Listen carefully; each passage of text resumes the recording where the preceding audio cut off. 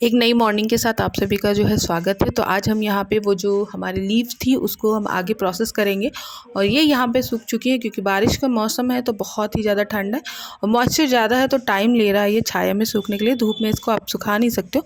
तो ये हमारा एक प्रोडक्ट होगा जो हम लोग मीशो या फिर अमेज़ॉन और फ्लिपकार्ट पे इसको जो है वहाँ पे ऐड करेंगे एज अ प्रोडक्ट। तो आज हम यहाँ पे बात करेंगे किस तरीके से आप प्रोडक्ट की एक्चुअल वैल्यू निकालेंगे और कितना मार्जिन आप अपने प्रोडक्ट में रखेंगे ताकि ऑर्डर्स भी ज़्यादा आएँ और साथ ही साथ आपके जो लॉस है उससे आप बचे रहें।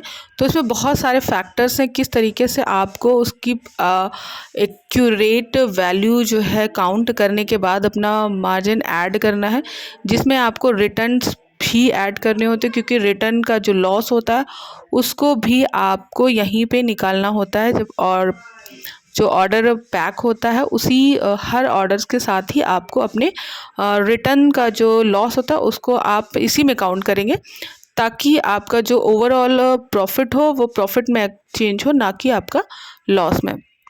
तो यहाँ पे हमें देखना है प्रोडक्ट सीए के चार्जेस जो होंगे वो, और आपका 3 से 4 चीज़ें आती हैं।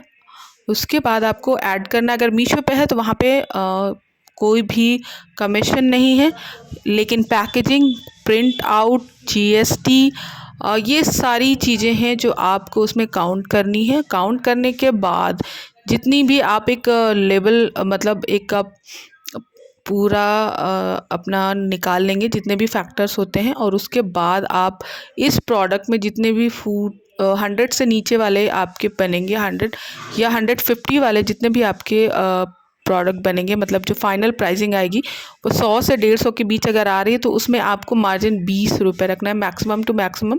इससे कम भी आप रख सकते हो पर इससे ज़्यादा ना रखें क्योंकि वहाँ पे कंपटीशन ज़्यादा होने की वजह से जो है आपका जो प्राइसिंग है वहाँ पे कंपेयर किया जाता है कस्टमर के द्वारा।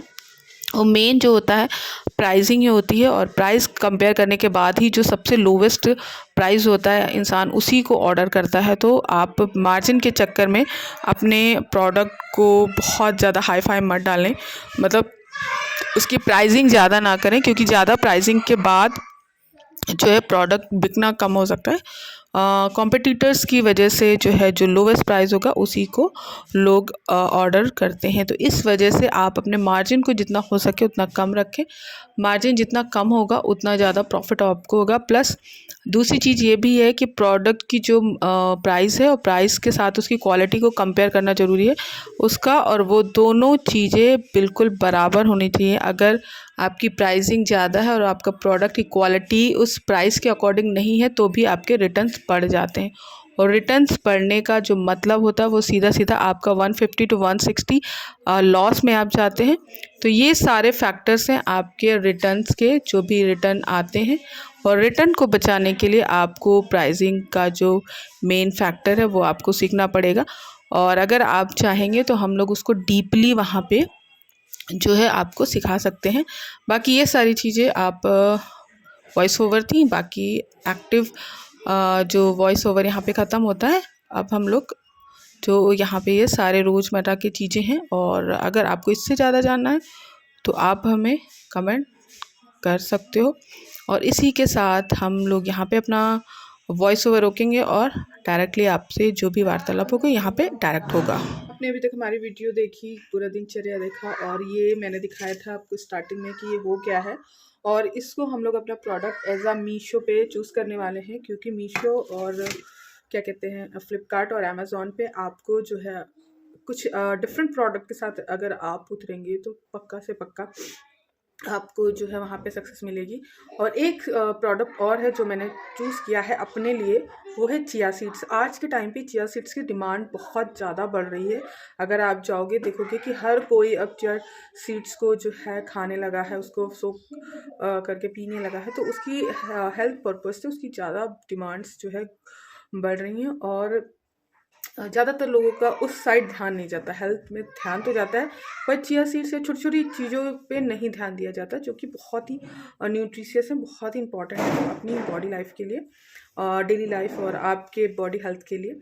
तो ये सारी चीज़ें हम आपको धीरे धीरे करके दिखाएंगे। अब इसको जो है ये पूरी तरह से ड्राई हो चुका है। अब इसको जो है हमें ग्राइंड करना है। ग्राइंड करके उसको फाइन पाउडर बना लेंगे। फाइन पाउडर बना करके हम देखेंगे कि हमें कितनी कॉस्ट आई है और वहाँ पे क्या कॉस्ट है। जो भी कॉस्ट वहाँ पे होगी उसको हमको वेरीफाई करना है। उसमें अपना पैकेजिंग, GST सब कुछ ऐड करने के बाद आपको जो मार्जिन अपना वहाँ पे ऐड करना है वो आप मार्जिन ऐड करेंगे मैक्सिमम टू मैक्सिमम 20 रुपये।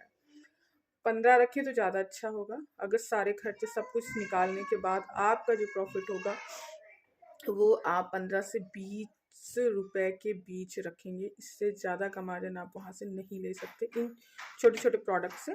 तो बाकी की चीज़ें हम लोग अगली वीडियो में करेंगे। ये रही हमारी छोटी सी वीडियो। चलिए टाटा बाय बाय।